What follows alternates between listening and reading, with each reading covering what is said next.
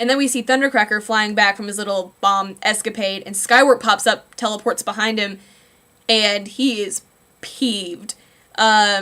He just says, "How could you do this? You're a Seeker. You're one of, Megatron's elite guys." And Thundercracker tries to stop him and tries to explain, but Skywarp shoots him in the face at point blank range. And that sucks so much. I was so upset when that happened.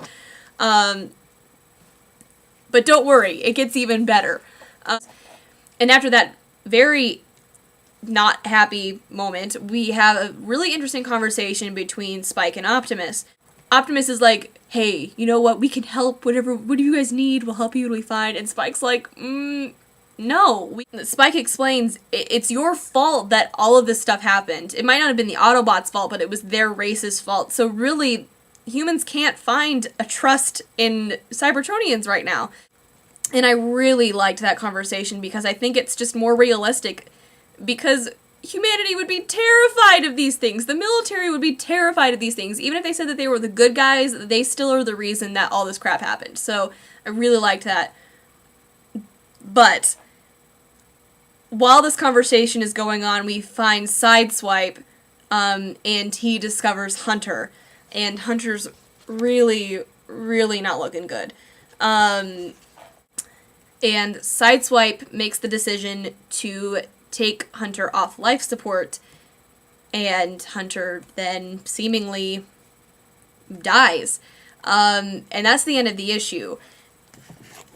I have to say, that ending not only took me by surprise, I was sure that they were going to find Hunter and then be all like, "Now we can bring back Sunstreak, it'll be like nothing happened." For them to kill off Hunter was really depressing, and an interesting move, because they have now basically cut off the link to Sunstreaker and the whole Headmasters thing. So I'll be very interested to see if and how these characters bounce back from this. I'm guessing that they're just, like, dead now. I really liked Hunter. I know a lot of people have been saying this, and I totally agree. I really liked Hunter, and I was really bummed out to see him killed off, especially he was killed by an Autobot. I mean, he was put in his predicament by Decepticons, but for Sideswipe to pull the plug on him, I thought not only was that horribly harsh, it was just interesting to go along with that conversation that Spike was having with Optimus. So, wow, what an ending.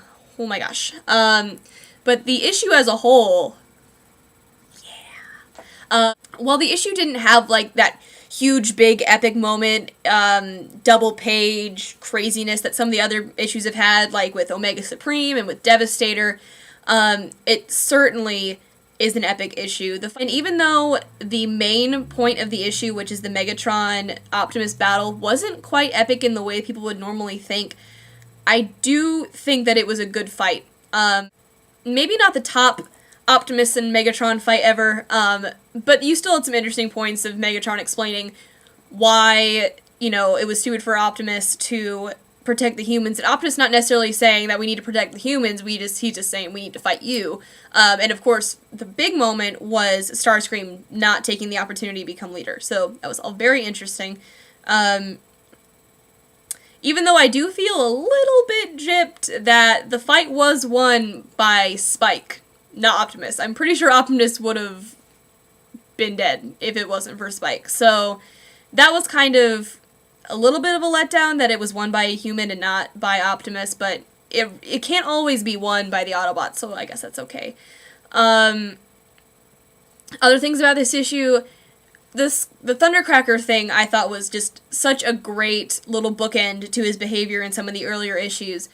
I think it's really nice to see Thundercracker being such his own character, being so separated from Skywarp and Starscream by his behavior. It was very nice. I'm really bummed out that he got shot in the face. I like to think that since they didn't show him get shot, they just showed the gun going off, that maybe he's okay, but I don't think that he is. That was one thing about the issue that I wish it would have been shown, is some kind of reaction or some kind of anything after Thundercracker gets shot by Skywarp. I would have liked, now I just want to know if he's okay or what happened or how. You'd think maybe one of the Autobots would have seen that and been like, oh crap, our new buddy, but not so much. Yeah, this was a solid issue, and a solid end to this series, I think, even though it's really not the end now that we have Coda coming. But for the main arc, this was definitely a solid ending. Overall, for the series, I definitely have to say that these last couple of issues are a complete turnaround from the first couple very painfully slow, human-centered issues that I didn't like. I think overall the story was very interesting to me anyway. It had its good mix of twists and turns, especially with Sunstreaker and at the end with Thundercracker, getting to see Hunter in there and seeing his ultimate fate, which sucked. It was interesting. We kind of got to see more of the interworkings of both the Autobots and the Decepticons, and basically that the Autobots cannot function correctly without Optimus Prime. Good for them. So I'm interested to see how this series leads into the next big thing after Coda.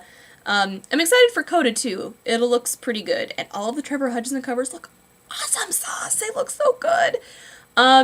So yeah, I really liked All Hail Megatron as a series, especially if you leave out the first couple of boring issues. It's a good series, and this last issue was awesome. So that's my overall review right now for All Hail Megatron. So, next up, like I said, I'm still really behind, but I do have 2 more catch-up days. I have today and tomorrow that I don't have work. I can catch up on some of my stuff.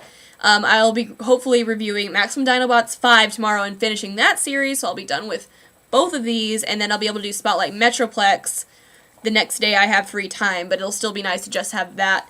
Besides that, I don't have much more going on. I got Animated Snarl, but I don't have him with me right now, so I can't talk about him. I got all these awesome toys from Burger King. I don't... How is this a Soundwave toy? Like, really? I don't... This isn't a Soundwave toy. And I got this RC thing, but the bike's on the ground. I don't want to get it. Look at her face. Yay. I don't even know what her face looked like in the movie. And I got the Devastator one too, but I don't know where that is. So, that is it. I will see you guys hopefully tomorrow or sometime very soon for my review of Maximum Dinobots 5. And until then, see you next time!